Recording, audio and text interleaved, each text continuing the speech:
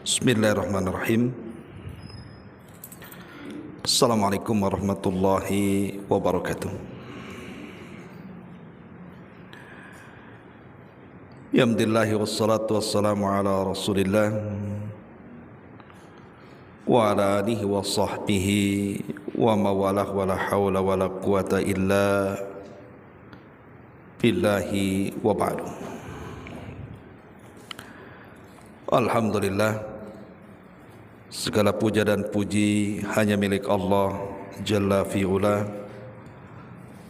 Salat dan juga salam tetap kita hadiahkan kepada Rasul kita Nabi besar Muhammad sallallahu alaihi wa ala alihi wasallam. Kita lanjutkan kembali kajian kita, masih membahas tentang sifat-sifat atau ciri-ciri golongan yang selamat, dan kita masuk pada bagian yang ketiga tentang ciri-ciri golongan yang selamat. Yang pertama di sini bahwa golongan yang selamat adalah jumlahnya sangat sedikit di tengah-tengah banyaknya umat manusia. Tentang keadaan mereka, Nabi sallallahu alaihi wasallam sabdakan, tuba lil ghurabai, beruntunglah orang-orang yang dianggap asing. Siapa mereka orang-orang yang dianggap asing itu? Nabi mengatakan, unasun salihuna fi unasin su'in kathirin man ya'sihim aktsaru mimma yuti'uhum. Di mana orang-orang saleh, orang-orang baik di lingkungan tersebut, atau orang-orang baik di lingkungan orang-orang yang banyak berperangai buruk, orang-orang yang mendurhakai mereka lebih banyak dibandingkan orang-orang yang mentaati mereka.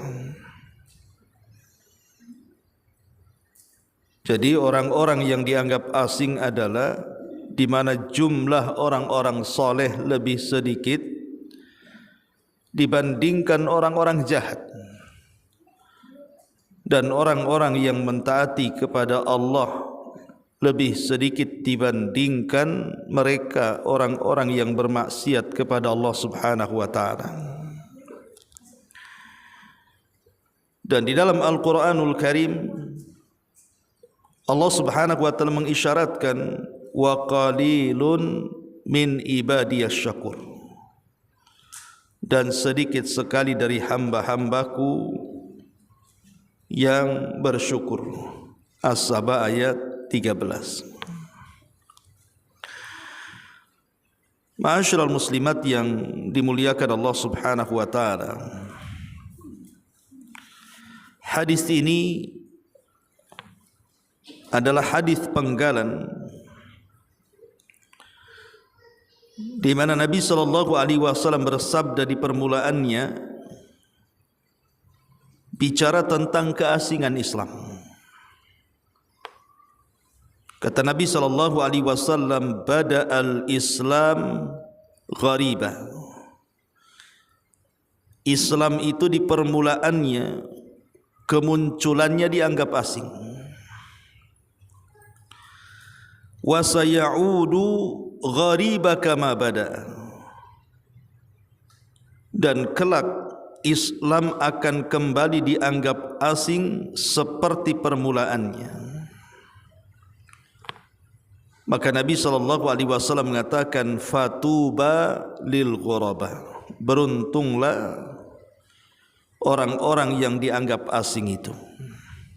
Baru Rasul mengatakan, orang-orang yang dianggap asing itu, di mana orang-orang baik yang berada di tengah orang-orang jahat itu lebih sedikit, dan orang-orang yang bermaksiat di tengah-tengah orang yang taat itu lebih banyak.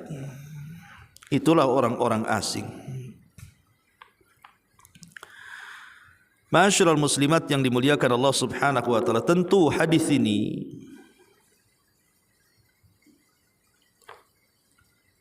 adalah hadis tentang alamun min a'lamin nubuwah, satu tanda dari tanda-tanda kenabian, dan satu ayat daripada ayat-ayat Allah Subhanahu wa taala, di mana kita semakin yakin bahwa Nabi SAW yang diutus kepada kita itu memang betul-betul seorang Nabi, karena dia mampu untuk memprediksi apa yang akan berlaku di akhir zaman. Tentu prediksi itu karena wahyu yang Allah wahyukan kepadanya. Dan hadis ini juga menunjukkan tentang akan keasingan Islam di akhir zaman. Dan itu kenyataan yang harus dihadapi setiap orang-orang yang mengaku Islam, bahwa Islam suatu hari akan dianggap asing di tengah-tengah pemeluknya. Persis seperti sabda Nabi SAW, di mana Islam hanya tinggal namanya dan Al-Quran hanya tinggal bacaannya. Islam tinggal namanya artinya tidak tahu hakikat daripada Islam itu sendiri, sehingga ketika ada orang-orang yang betul-betul menampakkan Islam yang sesungguhnya sesuai dengan datangnya pada awalnya, maka orang-orang pun menganggap asing karena mereka tidak mengenal Islam yang sesungguhnya.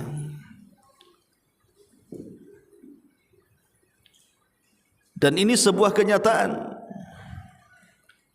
Tentu tidak lain pergeseran keasingan Islam ini dari zaman ke zaman, karena jauhnya kita dari Nabi SAW dan gencarnya musuh-musuh di luar daripada Islam untuk menghancurkan Islam dari dalam. Sekalipun mereka tidak berhasil menjadikan orang Islam keluar dari Islam, tetapi minimalnya mereka telah berhasil menjauhkan para pemeluk Islam dari ajaran Islam.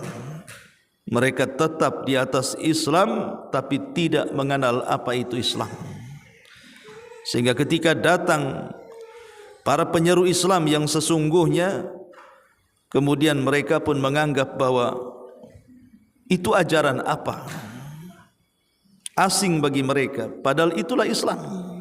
Karena sudah jauhnya mereka dari Islam disebabkan oleh musuh-musuh mereka yang sudah menghantam dari dalam. Ma'asyiral muslimin muslimat yang dimuliakan Allah Subhanahu wa taala, ada sebuah hadis yang sangat merinding kalau kita baca. Kata Nabi SAW bahwa di akhir zaman Islam ini akan dikerubung oleh musuh-musuhnya, seperti orang-orang lapar mengerubung makanan yang lezat yang ada di meja makan. Kata Nabi SAW, yushiku an tatada'a alaikum kama tada'al akalatu ila qas'atiha. Hampir-hampir kalian itu akan dikepung dari semua arah, seperti orang-orang lapar yang mengepung makanan yang lezat yang ada di meja makan. Sahabat bertanya kepada Nabi, Rasul, amin qillatin nahnu yauma idzin. Rasul, apakah karena jumlah kami sedikit di kala itu, ataukah jumlah musuh begitu banyak wahai Rasul? Maka Nabi SAW mengatakan, tidak, bal antum yauma idzin katsirun. Bahkan kalian pada hari itu sungguh jumlah yang sangat banyak dibandingkan musuh-musuh kalian. Artinya secara kuantitas kalian lebih banyak dibandingkan musuh-musuh kalian. Kemudian para sahabat makin heran dan mengatakan, ya Rasulullah, kalau memang jumlah kami jauh lebih banyak dibandingkan jumlah musuh-musuh kami, kenapa kami bisa dikepung dari semua arah? Di mana barat mau menjajah, timur mau menerkam, utara dan selatan juga mau mencakar. Maka Nabi SAW mengatakan, karena jumlah kalian itu seperti buih di lautan. Walakinnakum kagutha'is saili, kata Rasul. Akan tetapi jumlah yang begitu banyak yang ada di tengah-tengah kalian itu seperti buih yang ada di lautan. Lihat buih itu, mudah dipermainkan ombak, dihempas ke kanan dan ke kiri. Artinya bahwa umat Islam di akhir zaman itu mudah untuk dipermainkan musuh-musuhnya, karena seperti buih centang perenang. Kemudian Nabi SAW berikan alasannya, kenapa kaum muslimin di akhir zaman itu kondisinya lemah dengan jumlah yang banyak. Kata Nabi SAW, karena Allah telah cabut di hati-hati musuh-musuh kalian itu perasaan takut. Tetapi sebaliknya, Allah Subhanahu wa taala tanamkan penyakit kelemahan di hati-hati kalian.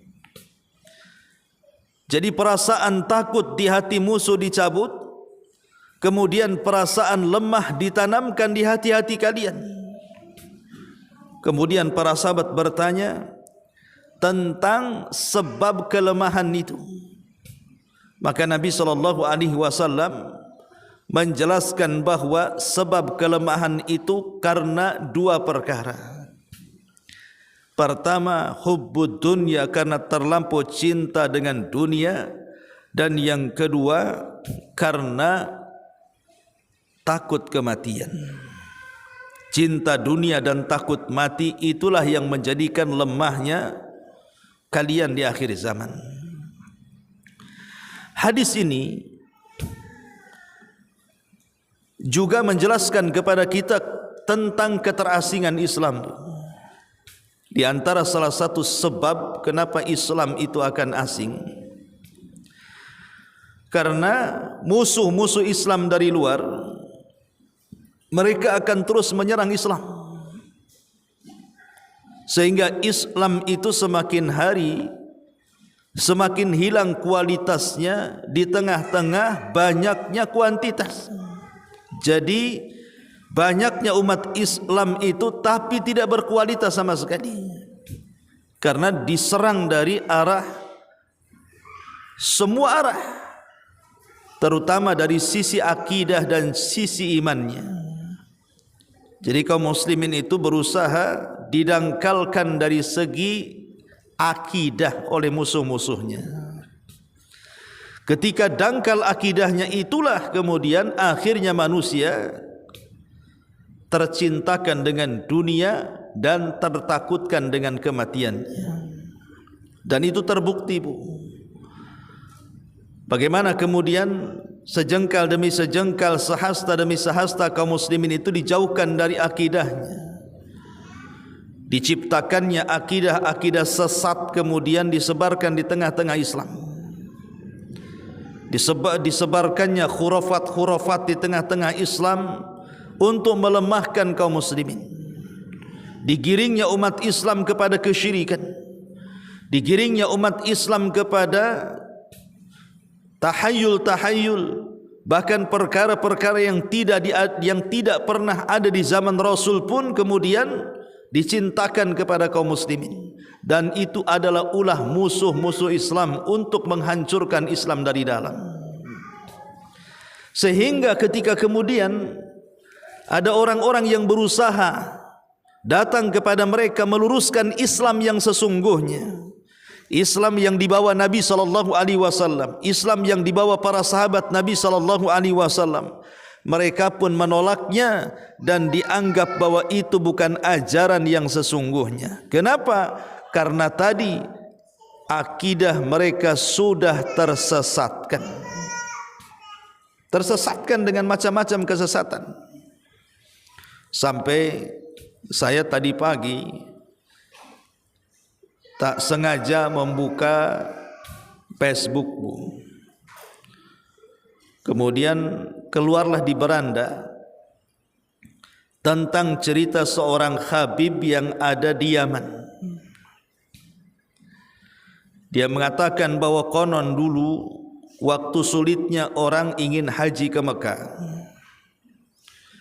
jadi si Habib ini, ya mungkin orang ini terlalu fanatik mungkin dengan Habib yang mengaku cinta min dzurriyyatin Nabi, dari turunan Nabi. Jadi keluarga Habib ini pengen haji ke Mekah tapi tidak punya biaya. Tapi sang Habib mengatakan bahwa tidak perlu berjalan ke Mekah itu dengan biaya, dengan kendaraan katanya. Cukup dengan memejamkan mata kita akan sampai di Padang Arafah katanya. Jadi bisa terbang rupanya Habib ini pun. Bisa membawa keluarganya, pembantunya, tukang sapunya, semua bisa. Syaratnya pejamkan mata, nanti akan sampai di Mekah sana. Betul-betul dipenjamkan mata, Bu. Rupanya di tengah perjalanan anaknya ketinggalan. Jadi diberitahu sama pembantunya, "Bib, itu anak ketinggalan," katanya. "Oh, enggak apa-apa, nanti saya ambil," katanya. Kemudian si Habibnya balik lagi, bangunin anaknya, mandiin anaknya, ngerapiin anaknya, baru kemudian ditarik lagi, diterbangkan lagi sampai ke Arafah katanya. Ini kan khurafat, Bu. Ya. Jelas khurafatnya kan. Entah ini yang cerita ini memang ada-ada. Tapi yang jelas bahwa ini kan pendangkalan akidah. Kenapa umat dibodoh-bodohi seperti ini? Coba. Dikisahkan tentang karomah-karomah para wali yang tidak jelas. Nabi SAW saja tidak bisa menghilang, tidak bisa terbang kecuali Allah Subhanahu wa taala yang izinkan kan. Yang itu merupakan mukjizat. Macam mana pula si Habib ini menurut cerita orang ini gitu ya. Dia sanggup menghajikan seluruh keluarganya, murid-muridnya, cukup dengan memejamkan mata semua bisa hilang dari Yaman, kemudian tiba-tiba ujug-ujug sudah di Arafah, kan hebat, Bu. Itu kalau buka travel itu laris itu, Bu. Ya. Lah yang seperti ini kan pendangkalan akidah namanya. Lama-lama Islam itu akhirnya didongengkan, disenangkan dengan dongeng-dongeng khurafat seperti ini. Seperti ingat dulu kisahnya siapa itu yang viral tuh, Mama Gufron tuh siapa itu. Sampai ada murid fanatiknya bicara, pernah dia berada di sebuah lautan, berada di tengah-tengah gelombang yang hampir dihantam sana sini perahunya, Bu, hampir karam. Tiba-tiba kemudian dia memanggil-manggil Syekh Abdul Qadir Jailani, tengah-tengah lautan itu. Kemudian setelah memanggil Syekh Abdul Qadir Jailani, tiba-tiba kemudian lautan itu langsung tenang, ombaknya bisa diatur, bisa ngatur ombak, Bu, sehingga kapalnya itu tidak mudah karam gitu. Akhirnya selamat. Ini kan khurafat yang ditanamkan di masyarakat. Ya, anehnya ada aja orang yang yakin. Ini baru sedikitlah kisah-kisah khurafat di masyarakat ini. Luar biasa gitu ya. Kenapa kemudian dari sisi ini yang diajarkan ke masyarakat? Sampai-sampai tisu saja habis ngelap keringat Habib itu harganya jauh lebih mahal dibandingkan mobil Rubicon, Bu. Emang kenapa dengan keringatnya Habib? Keringat Nabi SAW tidak diwariskan kepada keringat Habib. Ya, kalau memang keringat Nabi, ludahnya Nabi, rambutnya Nabi itu bernilai, ada berkahnya di situ. Tapi itu tidak diwariskan kepada turunannya. Bukan berarti kemudian keringat Nabi, ludah Nabi itu diwariskan kepada anak cucunya yang sekarang mengaku kalau seandainya dia mengaku zuriyahnya Nabi, ludahnya bisa menjadi obat. Tidak akan bisa, Bu. Coba praktekkan. Orang yang ngaku-ngaku Habib itu. Ada orang buta, kemudian ludahi itu butanya. Bisa sembuh apa enggak? Karena Nabi itu ludahnya kalau diludahkan ke orang buta sembuh tuh penyakitnya.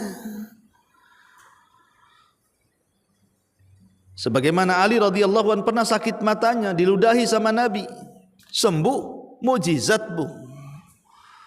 Enggak bisa kemudian ludahnya Nabi diturunkan kepada anak cucunya. Kalau sekarang Habib ada orang yang sakit mata diludahi, jangan-jangan makin buta, enggak sembuh, ya. Jadi tabaruk dengan jasad itu khususiyah Nabi, tidak bisa diberikan kepada selain Nabi, walaupun itu turunannya sekalipun. Bagaimana kemudian sampai keringatnya dihargai seharga mobil yang lebih mahal gitu ya harganya. Ma'asyiral muslimat yang dimuliakan Allah Azza wa Jalla, yang seperti ini itu, ini kan pendangkalan akidah. Coba yang diajarkan itu yang jelas-jelas sajalah, yang jelas-jelas saja gitu ya, seperti sholat dan fikihnya, puasa dan fikihnya, haji dan fikihnya, zakat dan fikihnya gitu ya. Kemudian akidah Islam, mulai rukun Islamnya, rukun imannya, itu yang harus diajarkan ke masyarakat. Bagaimana cara kita mengenal Allah, mengenal para malaikatnya, mengenal para nabinya, mengenal kitab-kitabnya, dan begitu seterusnya, yang sudah dicatat oleh para ulama dalam hadis-hadisnya. Mempelajari hadis Bukhari, Muslim, Sunan Abi Dawud, Tirmidzi, atau fikih-fikih yang lainnya, kan jelas itu ajarannya. Jadi tidak menjadi pembodohan umat. Ini yang ulama telah tulis tidak diajarkan, yang khurafat pula kemudian disebar-sebarkan. Itulah penyebabnya kenapa Islam jadi asing akhirnya. Ketika ada orang-orang yang benar mengajak manusia ke dalam Islam sesuai yang diamalkan Rasul dan para sahabatnya, akhirnya dianggap membawa kesesatan. Karena mereka tidak pernah dikenalkan soal ini. Makanya wajar kalau seandainya kemudian Rasul mengatakan tuba lil ghuraba. Beruntunglah orang-orang yang dianggap asing itu. Karena orang-orang yang dianggap asing itu memang orang-orang yang betul-betul belajar dan mengajarkan Islam yang sesungguhnya. Al-Quran dan Sunnah Nabi SAW berdasarkan apa yang sudah diamalkan Rasul dan para sahabatnya. Ma'asyiral muslimat yang dimuliakan Allah Subhanahu wa taala, dan itulah ciri golongan orang-orang yang selamat. Memang jumlah mereka tak banyak. Ya, jumlah mereka tak banyak, tapi banyaknya jumlah itu juga bukan menunjukkan sebuah kebenaran. Ma'asyiral muslimat yang dimuliakan Allah Subhanahu wa taala. Nabi sallallahu alaihi wasallam memuji orang-orang yang dianggap asing. Siapa orang-orang yang dianggap asing? Orang-orang yang mereka memperbaiki manusia di tengah-tengah buruknya manusia. Artinya orang-orang yang senantiasa mengajak manusia kepada kebaikan dan mencegah dari kemungkaran. Dan orang-orang yang seperti ini pasti akan banyak halangan dan rintangan. Karena di tengah-tengah rusaknya manusia, tiba-tiba hadir orang-orang yang hendak memperbaiki manusia, pasti tantangannya berat, Bu. Ini satu daerah itu penuh dengan kesyirikan, penuh dengan khurafat, penuh dengan tahayyul, penuh dengan perkara-perkara yang tidak diajarkan Nabi. Tiba-tiba kita datang hendak mengembalikan ajaran itu kepada ajaran yang murni, pasti akan banyak cobaan di situ. Tidak mungkin tidak. Jangankan kelas-kelas, istilahnya satu kampung kita merubah. Kelas keluarga sajalah, ibu yang sudah hijrah, sudah kenal sunnah, tapi kan di antara keluarga mungkin belum ada, baru ibu saja. Ibu mau merubahnya, ibu dianggap asing kan, Bu? Dianggap asing. Jangankan lagi ibu ngomong, belum ngomong tengok penampilan aja udah aneh kan? Ngapain pakai kaos kaki kamu katanya? Apa enggak haredang kamu ya? Pakaian berlapis-lapis kayak gini katanya. Kamu pakai pakaian kayak gini itu. Jadi belum ngomong loh udah komentar soal pakaian kan? Itulah orang-orang kadang-kadang, kita ini bicara keluarga ya, baru pakaian kita saja kita belum ngomong udah dikomentari.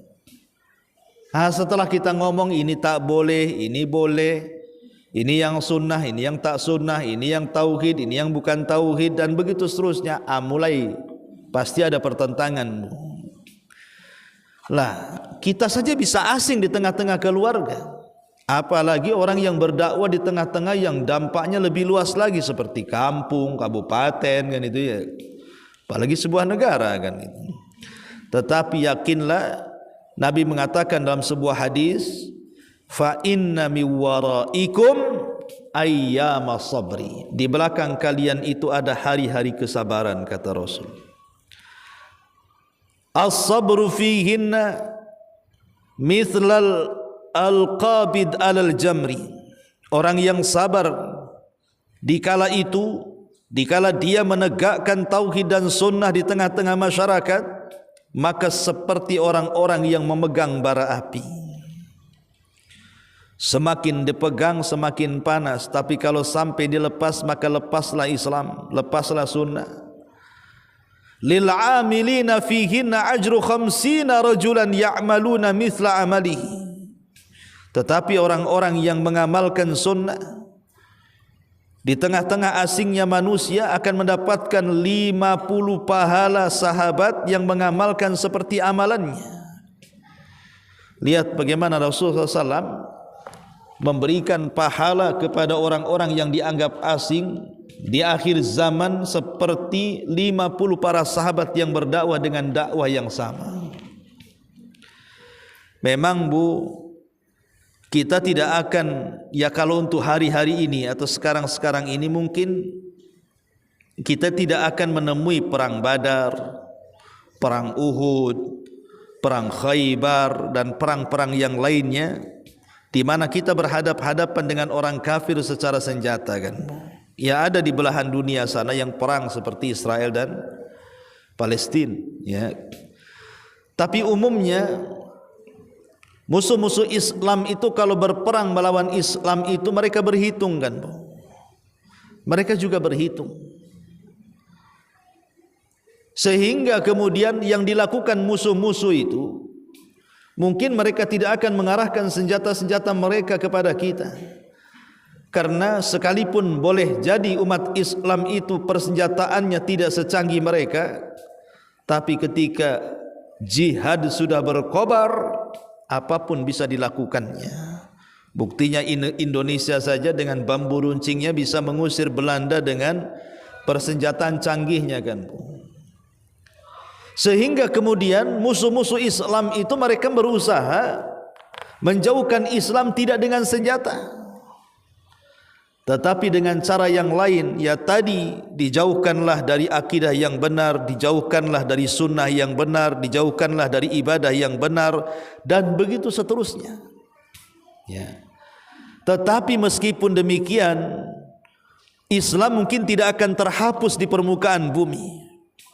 Islam tidak mungkin terhapus, maksudnya kemurnian Islam tidak akan terhapus di permukaan bumi. Tapi boleh jadi kemurnian Islam itu akan terhapus sedikit demi sedikit dari keluarga, dari sebuah daerah, mungkin dari sebuah desa, merambat ke kecamatan, merambat ke kabupaten, lambat laun hilanglah dalam satu negara kemurnian agama itu, sehingga Islam hanya tinggal namanya saja kan. Lah disitulah Nabi SAW memuji orang-orang yang tetap mempertahankan Islam. Ini yang pertama. Golongan yang selamat jumlahnya sangat sedikit di tengah-tengah umat manusia. Ma'asyiral muslimat yang dimuliakan Allah Subhanahu wa taala. Kemudian yang kedua, kata Nabi SAW di sini, golongan yang selamat banyak dimusuhi oleh manusia, difitnah dan dilecehkan dengan gelar dan sebutan yang buruk. Nasib mereka akan sama seperti nasib para nabi yang dijelaskan di dalam Al-Quranul Karim. Wa kadzalika ja'alna likulli nabiyyin aduwwas syayatinal insi wal jin yuhi ba'duhum ila ba'din zukhrufal qawli ghurura. Dan demikianlah kami jadikan bagi tiap-tiap nabi ini musuh, yaitu setan-setan dari jenis manusia dan setan-setan dari jenis jin. Sebagian mereka membisikkan kepada sebagian yang lainnya perkataan-perkataan yang indah untuk menipu manusia. Rasulullah SAW misalnya, ketika mengajak kepada tauhid, oleh kaumnya beliau dijuluki sebagai tukang sihir dan sebagai pendusta. Padahal sebelumnya mereka memberikan julukan As-Siddiq, orangnya jujur, orangnya terpercaya. Inilah di antara ciri yang kedua, bahwa golongan yang selamat itu pasti akan dihadapkan dengan musuh-musuhnya. Pertama, tentu musuhnya adalah dari setan, Bu. Setan ini ala ra'sihim iblis, tentu dedengkotnya adalah iblis. Itu tidak akan tinggal diam, Bu. Bagaimana caranya dia menyesatkan kita sebagai anak Adam. Dan itu janji iblis di hadapan Allah Subhanahu wa taala saat Adam diciptakan, di mana iblis mengatakan di hadapan Allah Subhanahu wa taala, "Fabima aghwaytani la aqudanna lahum siratakal mustaqim." Ya Rabb, karena engkau telah sesatkan aku, maka aku akan sesatkan Bani Adam dari jalanmu yang lurus. Itu janjinya iblis di hadapan Allah, Bu, bahwa dia tidak akan tinggal diam. Selama masih ada Bani Adam, selama itu pula dia akan melancarkan permusuhannya.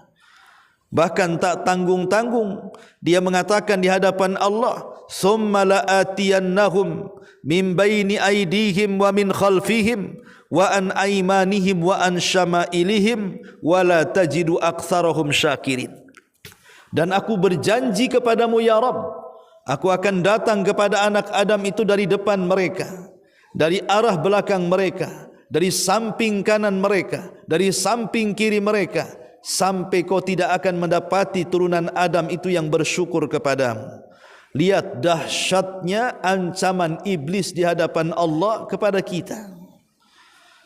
Dia akan datang kepada kita dari semua arah angin, dari depan, dari belakang, dari kiri, dari kanan, dari atas, dari bawah. Begitulah cara-cara iblis untuk menghancurkan kita. Sampai-sampai Abdullah ibn Abbas radhiyallahu anhuma dan Muhammad ibn Sirin atau Sufyan al-Thawri mengatakan bahwa maksudnya dari arah depan itu kita akan dijauhkan dari akhirat kita. Jadi iblis berusaha menjauhkan kita dari akhiratnya. Ditanamkan kita tidak percaya dengan kematian. Ditanamkan tidak percaya dengan peristiwa-peristiwa kuburan. Ditanamkan tidak percaya bahwa kita akan dibangkitkan. Ditanamkan tidak yakin lagi bahwa kita akan dihisab. Kita akan dipertanggungjawabkan di hadapan Allah Subhanahu wa taala. Di sana ada pengadilan yang sesungguhnya. Bahkan bagaimanapun dia akan berusaha supaya kita tidak lagi yakin adanya surga dan neraka. Ini target pertama, Bu. Iblis dan setan itu berusaha melupakan kita dari akhirat kita. Kalau seandainya mereka gagal, tidak bisa kemudian menggoda kita dari segi melupakan akhirat kita, maka mereka akan datang dari arah belakang kita. Dengan cara apa? Dicintakannya kita dengan dunia. Dicintakan kita dengan dunia. Disibukkan kita dengan dunia sehingga lupa salat, lupa puasa, lupa zakat, lupa haji, lupa segala-galanya. Siang, sore, malam, pagi, otaknya hanya dunia dan dunia. Kalau seandainya mereka tidak bisa juga nih, oh, orang ini tidak bisa digoda dari dunianya, rupanya masih juga dia di tengah-tengah kesibukan dunianya masih takarub dengan Allah, masih ingat pula dia dengan salat, masih ingat dengan keluarga, masih ingat dengan kebaikan, maka setan akan berusaha menggoda kita dari sebelah kanan, Bu. Dengan cara apa? Dengan cara ditanamkan syubhat pada agama kita. Dengan cara ditanamkan syubhat dalam agama kita, Bu, di mana syaitan akan datang menghiasi perkara yang hak menjadi batil, perkara batil menjadi hak. Akhirnya kemudian dihias-hiasi kesyirikan jadi tauhid, tauhid pula jadi syirik. Dihiasilah yang sunnah-sunnah jadi bid'ah, yang bid'ah pula dianggap sunnah. Dihiasi pula yang taat-taat dianggap maksiat, yang maksiat pula dianggap ketaatan. Akhirnya dihias-hiasi yang hitam jadi putih, yang putih jadi hitam. Dicampur adukanlah al-haq dengan yang batil. Ma'asyiral muslimat yang dimuliakan Allah Azza wa Jalla. Dan ini yang paling bahaya nih. Akhirnya banyak masyarakat itu terkaburkan dengan datangnya dai-dai karbitan yang kadang-kadang tidak tahu dia belajar di mana. Tidak punya guru yang sesuai dengan kebenaran, atau mungkin ya banyak dai-dai sesat sebagaimana kata Imam Syafi'i rahimahullahu taala, di mana dai-dai ini mengajak kepada pintu-pintu neraka jahanam dengan menyebarkan syubhat di tengah-tengah masyarakat. Kalau seandainya dia selamat pula dari syubhat, Bu, karena dia berpegang dengan Al-Quran dan Sunnah, kembali kepada pemahaman salaful ummah, maka setan akan datang dari sebelah kiri, Bu. Dengan cara apa? Dengan cara dipermainkan hatinya dan dicintakan dengan kemaksiatan. Digemarkan zina, disukakan judi, diinginkan judi, pokoknya disukakan maksiat, suka ghibah, suka namimah, suka dusta. Ya. Pokoknya bagaimana caranya dia digemarkan dengan kemaksiatan kepada Allah Subhanahu wa taala. Kalau juga dia selamat, Bu, kalau orang ini selamat juga, dia tidak suka maksiat, disinilah terjadi kerjasama antara pasukan-pasukan iblis dari kalangan jin dengan pasukan-pasukan antek-antek dia dari kalangan manusia. Mulai kerjasama. Caranya gimana? Caranya muncullah dukun-dukun yang merupakan antek-antek setan. Dia jadi dukun, dia jual jimat, dia jual tangkal, dia jual dongeng, jual khurafat, jual dusta, jual agama, dan begitu seterusnya, Bu. Jadi setan akan mengerahkan tuh, akan bekerja sama dengan setan-setan manusia. Akhirnya muncullah orang-orang yang tidak suka kalau ada orang yang mengajak kepada kebaikan, berusaha kemudian orang ini didonkan dengan cara apa? Difitnah dengan berbagai macam fitnah. Jangan didengar, itu ajaran dia teroris tuh. Jangan didengar, ajaran dia Wahabi tuh. Jangan didengar, ajaran dia sesat tuh, pemecah belah umat itu. Akhirnya masyarakat mendengar klaim, tuduhan, fitnahan sebelum mendengar isi kajian. Ini yang bahaya kan gitu. Harusnya itu kan dengarkan dulu kajiannya, apa isinya, baru kemudian mengklaim, oh ini ajaran ini sesat nih, tidak sesuai dengan Quran dan Sunnah. Ini enggak, Bu, enggak didengar tuh kajiannya, tetapi tuduhannya sudah muncul duluan tuh. Baru dengar mukodimahnya saja sudah panas dingin, Bu. Belum isinya tuh, baru mukodimahnya. Ini kalau mukodimahnya kayak gini nih jelas nih, ini nggak usah didengar ini. Ya. Lah, inilah. Tetapi di antara ciri-ciri golongan selamat kata para ulama, ketika orang itu berdakwah mulai dimusuhi dakwahnya karena dia mengajarkan tauhid dan sunnah, maka itu alamat yang diajarkannya itu benar, Bu. Ya, kalau seandainya ibu mendakwahkan dakwah tauhid, dakwah sunnah, mulai ada pertentangan, maka menunjukkan bahwa yang ibu dakwahkan insya Allah di atas kebenaran. Sebab kalau dakwah ibu di atas kebatilan, pasti setan tidak akan mengganggu ibu. Biarin aja sesat kan itu ya. Ngapain pula dikasih ujian, dibilang sesat, dibilang tukang sihir, dibilang pemecah belah. Ibu di atas kesesatan, ya dibiarinlah sama setannya. Ya. Tapi ketika ibu kemudian di atas kebenaran, tentu setan tidak akan redha. Makanya dia akan bekerja sama dengan setan manusia supaya menghentikan dakwah ibu dengan cara memberikan fitnahan-fitnahan tadi. Nah ini juga diantaranya. Nah di sini Syekh Abdul Aziz, ya, ketika bin Bas ditanya tentang golongan yang selamat, beliau menjawab, mereka adalah orang-orang yang senantiasa mengikuti manhaj salaf dan setiap orang yang mengikuti jalan para salafun saleh, maksudnya Rasul dan para sahabat, dan setiap orang yang mengikuti jalan petunjuk mereka. Itulah sebagian dari manhaj dan ciri-ciri golongan yang selamat. Pada pasal-pasal berikut akan dibahas masalah akidah, tentang siapa akidah golongan yang selamat. Wallahu a'lam bishawab. Ini diantara bagian yang ketiga dari ciri-ciri golongan yang selamat. Taib, sampai di sini. Silakan kalau ada yang bertanya.